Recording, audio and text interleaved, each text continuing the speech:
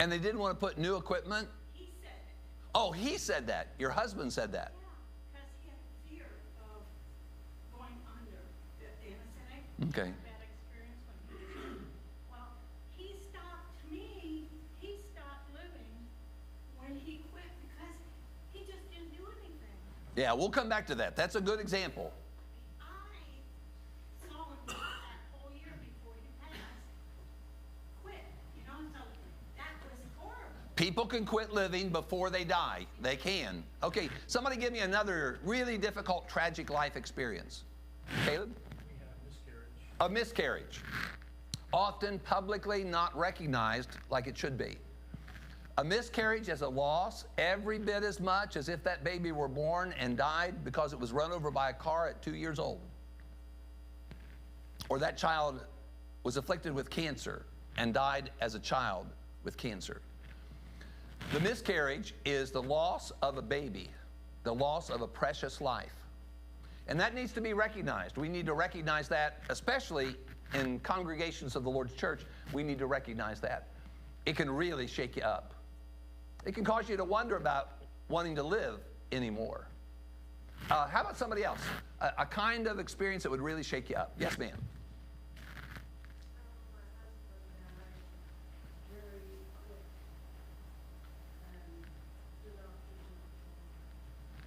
Your husband died very quick, no explanation.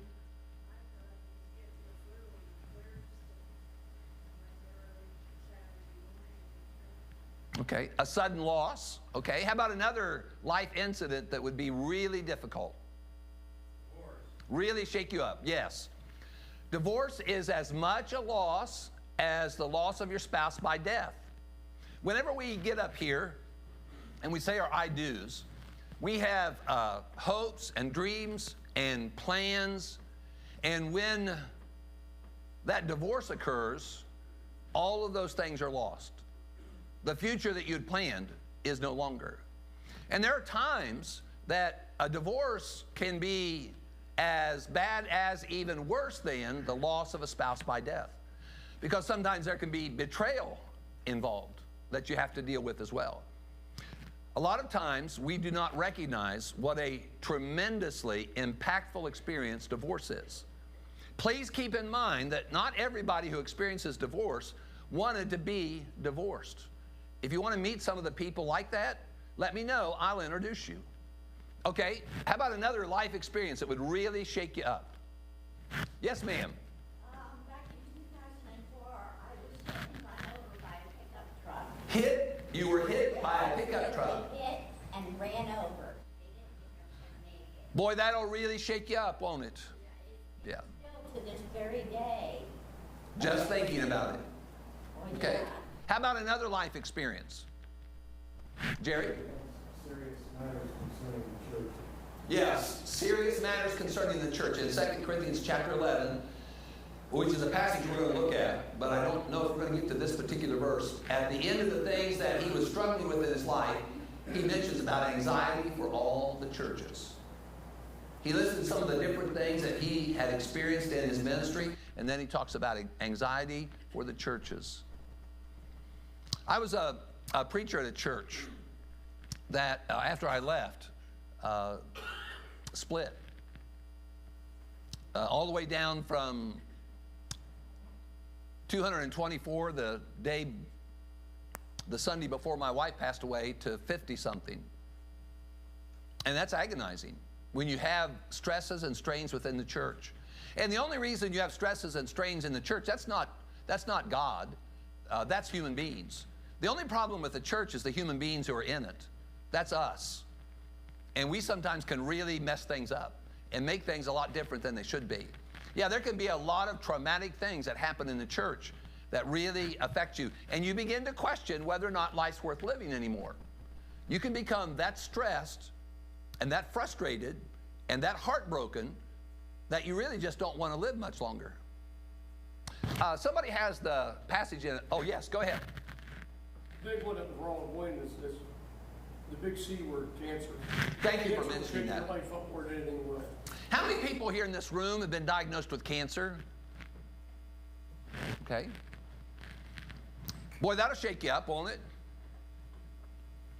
I remember having some symptoms.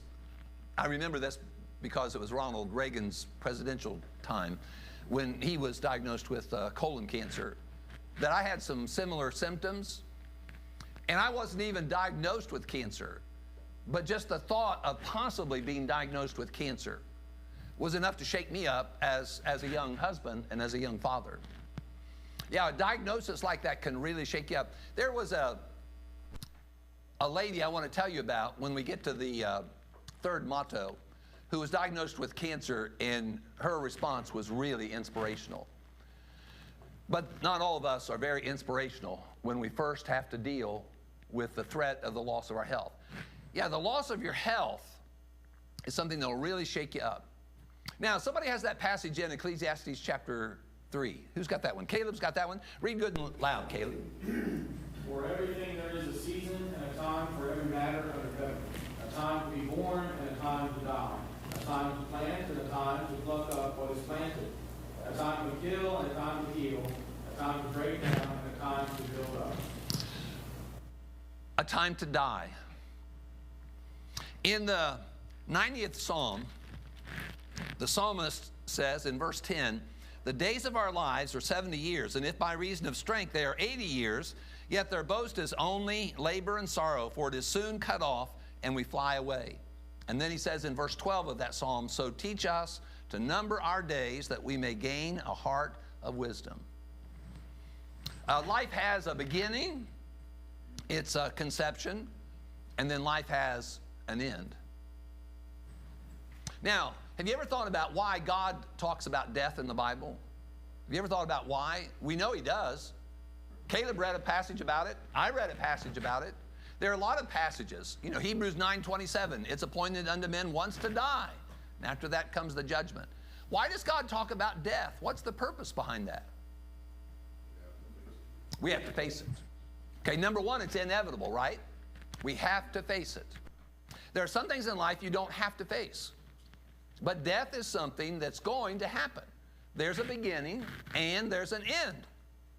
Why else might God have presented so much material about death? Why would he do it? Tom? Okay, preparation for eternity. Because there's conception, there's life, there's death, and then there's eternity. We need to prepare for eternity.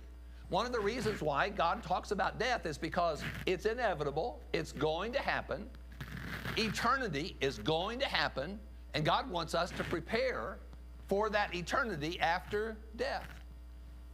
Now let me suggest to you another reason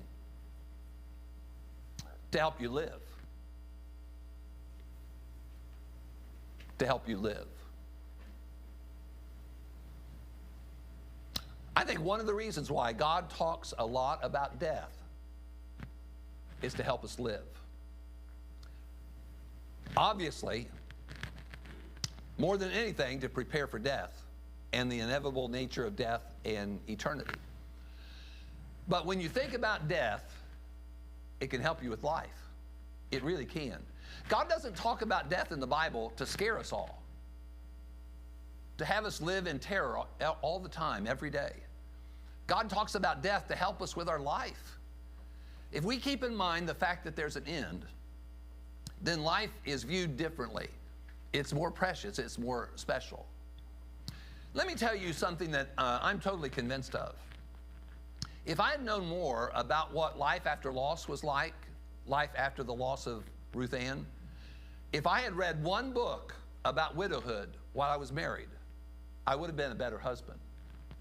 I definitely would have been a better husband. Now, I'd read books about grief, and I'd read a lot of things in the Bible about grief. I'd even taught in the Christian training school up in Canton on a number of occasions about dealing with the troubles and trials of life and about even grief. But what I didn't know about was the loss of a spouse and what life after the loss of a spouse was like. I was at the Hartville Church for 32 years whenever Ruth Ann died. And what I had found out by experience during those 32 years of being with people who were losing people to death, what I was learning was how horrific loss was, how awful it was to experience the loss of a person. I mean, I saw those tears. I cried those tears with them. I heard their cries. We prayed together. I saw the agony that was there. I don't know how many memorial services after death. What I realized during that 32 years was loss was really hard. What I did not know about was how much harder life after loss is. You know, when you find out how hard life is after loss, it helps you appreciate the life that you have. It helps you to live a better life. I'd really challenge everybody in this room who's married to pick out one book. I'll pick it out for you if you want me to do the search for you. And we'll match your particular characteristics to the book. I challenge every married couple now that I can have a conversation with, read one book about widowhood while you're married, because it will help you appreciate your mate more.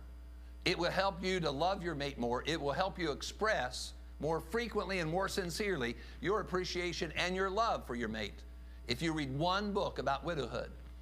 I don't know if you've noticed this. It took me several decades to figure this out. I'm a slow learner, but I did graduate finally from New Philadelphia High School. But I've noticed 1 out of 1 dies. Imagine that. I finally figured that out. 1 out of 1 dies. You can't get out of this life alive. If you're married, the statistical likelihood of you dying when your mate dies, don't count on that. Don't go to Vegas and bet on it. It's highly, highly unlikely. One of the two of you are going to be left behind. Now, at the wedding ceremony, you know, we have this phrase, until death do us part. It's usually referenced twice in the marriage ceremony. But when do we ever talk about it after that? Or when do we ever deal with it and prepare for it prior? What happens sometimes is people experience these tragic events. It could be the loss of their health, could be the loss, they could be an amputee, it could be the loss of a limb. It could be the gradual loss of their mind. They know that they are getting dementia, maybe Alzheimer's. There are all kinds of losses that you experience in life. Now, how are you going to react to that loss? The way to react to that loss is to keep living, not to kick it down, to exist. You probably, my mother-in-law, Martha Reed, could spend hours watching Emerald Agassi, was that his name? Who would often talk about kicking up a notch when he was doing his cooking shows. He'd say, kick it up a notch. Well, what we have happen sometimes is when people experience some really difficult things in life, they kick it down a notch. And instead of living, they kick it down to existing. Their heart's still beating, the blood's still coursing through their veins, there's still some neurons popping between their ears, but they're just existing. That doesn't glorify God. What we need to understand is there is a need for us to keep living no matter what our circumstances are. Now, in addition to that, there is another, Pete, is there another screen up there now? I can and I will. Okay. Somebody has Philippians chapter 4. Who's got that passage? Okay. John is going to be reading a passage in the book of Philippians. John, you want to identify exactly where that's at? 11 through 13. Philippians 11 through 14. Not that I speak in respect of one, for I have learned in whatsoever state I am, therewith to be content. I know both how to be abased, and I know how to abound everywhere, and in all things I am instructed both to be full and to be hungry, both to abound and to suffer need. I can do all things through Christ, which strengthens me. A lot of times, verse 13 in that passage is taken out of context. I can do all things through Christ who strengthens me. Now, in the context, did anybody catch what the subject is? In verses 11 through 13, what is he talking about? Hardships. And what about those hardships and our reaction? Well, he didn't respond poorly to them. He was content no matter what happened. He was content. This is a passage about contentment. Now, in verse 11, what does it say there about contentment? Let me read this to you again, if you don't have your Bible open. Not that I speak in regard to need, for I have learned in whatever state I am to be content. Now, what does that tell you about contentment? Number one, how do you get it? Do you go to CVS and get a prescription? Wouldn't that be nice? Wouldn't that be nice? You have to put a lot of effort into it. Yeah, there's a word there in verse 11, learned. I have learned in whatever state I am to be content. Now, some of you, and I went to school with Tom and Debbie Miller. We graduated in the same year. And Tom, there were some pretty painful learning experiences, weren't there? You had a few, okay. I remember 10th grade geometry. Yeah, it was a problem. It was a painful learning experience. A lot of learning is done with a lot of effort and sometimes even a lot of pain. He says, I have learned in whatever state I am to be content. It's not something you're born with. It's something that you learn. And there are some things that are harder to learn than other things. You know, he goes so far as to say, I know how to be abased in verse 12. I know how to abound. Everywhere and in all things. Look at how universal he's talking about. No matter what happens, he says in his life, I can do all things through Christ who strengthens me. The point he's trying to make here is I can be content no matter what I'm experiencing in my life. Now, I have a question for you. Can an amputee be content? Do you think that'd be hard? There was a guy named Bill Claxton in the Hartville Church who worked as a physicist at Firestone Tire and Rubber Company in Akron.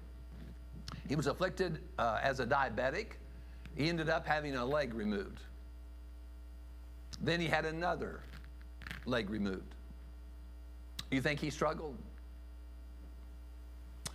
Well, how about a cancer patient? Can a cancer patient be content? See, this is getting hard and it's getting personal, isn't it? Can a cancer patient be content? Can somebody who has had their spouse desert them, can they be content? Can a parent be content if they have lost a child and they buried a child, such an abnormal, unnatural event and experience in life? Can you be content no matter what you've experienced in your life? The answer to the question is yes, if your contentment hinges on one thing. See, our contentment shouldn't hinge on our marital status, our physical health, whether or not we're employed or unemployed, whether we're healthy or not healthy. Our contentment as Christians hangs on one solitary thing: Jesus Christ. Our relationship with Jesus Christ. He says, I can do all things through Christ who strengthens me. In the context, he's talking about all these different experiences in life. He can be content no matter what. I can and I will, through Jesus Christ, learn to survive the tragic experiences of my life. Gradually learn to cope and cope effectively. Even grow as a Christian and as an individual. More experienced and better equipped to help other people because of what I've experienced in my life. I can and I will survive. I can and I will cope. I can and I will grow. No matter what happens, you can and you will, if you permit Jesus to be the focus of your life and hang your contentment entirely on Him. You can be content in your life no matter what. Our contentment doesn't have to do with things this side of eternity. Our contentment has to do with the unseen world, not with things in the seen world. Our contentment is totally hinged on the unseen world, Jesus Christ, a loving Father in heaven who's providing for us every step of the way. There is a third maxim, And did the third one pop up, Pete?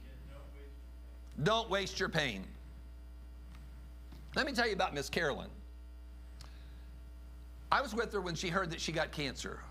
We were at a doctor's office up in the Belden Village area, and I was with her and a few of her family members. Carolyn Spade was her name. She cleaned the dormitories at Walsh University.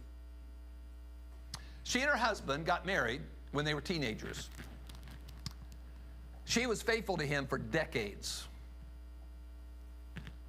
He was an alcoholic. He was a drunk. But she was faithful the entire time. She supported that family by her job. Now here's this wonderful Christian woman who's been through so much in her life. And we're in the doctor's office, and the doctor gives her a diagnosis, a terminal diagnosis. It was blow me away experience. After the doctor got done, I asked the doctor if we could have a few moments in this room after he dismissed himself to talk about what we just heard and pray together, and so we did. So after we finished talking about it and praying about it, Miss Carolyn and her husband, Butch, went through the office and took care of those details, and this was in January, and we just stepped out the building there at the Belden Village area, and the snow was blowing, and Butch said, let me go out and get the truck, and I'll bring it to the door and pick you up. And so here was Miss Carolyn, a couple of her daughters, and me, and Butch goes out to the truck. And while he was out in the parking lot, here's what Miss Carolyn said. Well, I hope this brings Butch back to the Lord. She wanted some gain from her pain. For decades, he'd been an alcoholic.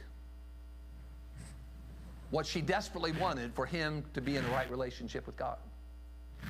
She was hoping that this diagnosis and the pain she was going to go through the rest of her life would bring about his spiritual gain. The beauty of that story is he did come back to the Lord. It was an amazing story. He did come back to the Lord before she passed away and was faithful for the rest of his life, to my knowledge. How much are you willing to let other people know about what you have gone through in your life? And how much value could you be in your life if you chose to use what you've experienced in the way of your troubles and your tragedies, if you tried to serve and encourage and help other people dealing with similar things? There's tremendous value in suffering. Somebody has that passage in 2 Corinthians chapter 11. Who has that passage? Okay, go ahead. Good and loud. Are they ministers of Christ? I speak as a fool. I am more, in labors more abundant, in stripes above measure, in prisons more frequent, in deaths oft. Of the Jews 5 times received 40 stripes save one. Thrice was I beaten with rods, once was I stoned, thrice I suffered shipwreck. A night and a day I have been in the deep, in journeyings often, in perils of waters, in perils of robbers, in perils of mine own countrymen, in perils of the heathen, in perils of the city, in perils of the wilderness, in perils in the sea, in perils among false brethren, in weariness and painfulness, in watchings often, in hunger and thirst, in fastings often, in cold and nakedness.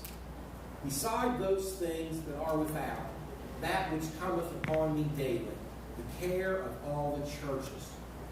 Who is weak, and I am not weak? Who is offended, and I burn not?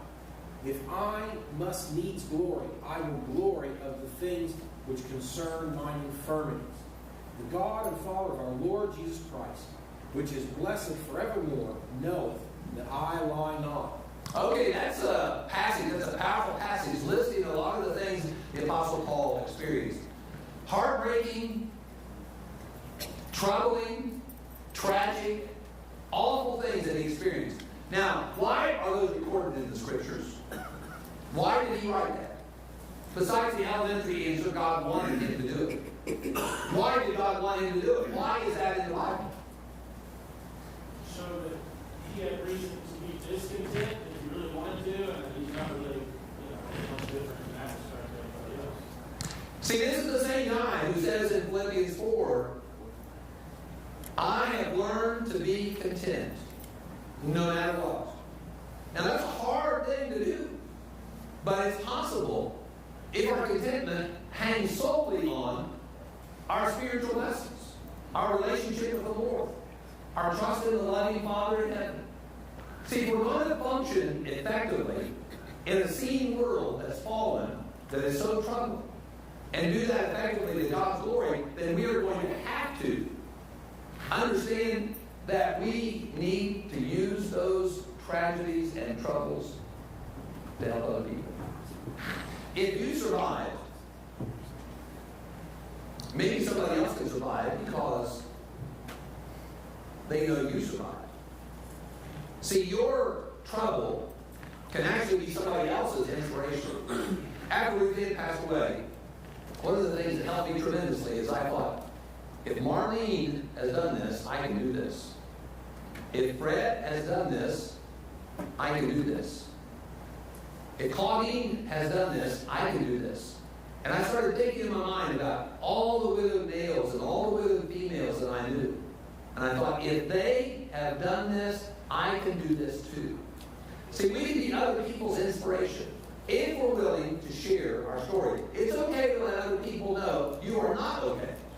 As a matter of fact, you admitting the fact that you are not okay and you have baggage causes you to have greater influence than you would if your life was just hunky-dory, just peaches and cream, just wonderful, positive.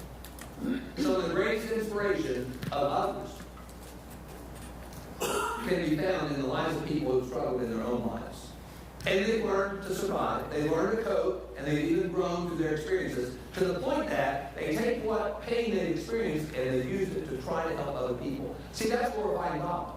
God wants us to glorify Him by helping other people. That's the way we show our love for God, is loving other people and helping other people. One way we can do that is being willing to share our story.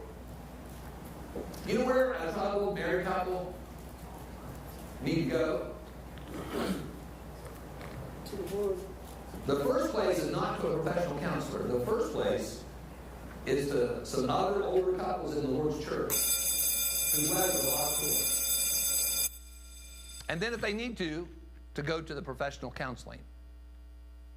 You see, people who have gone through difficult times can be extremely helpful to other people who've gone through difficult times. Somebody has that last passage now. Who's got that one? In 2 Corinthians chapter 12, good and loud.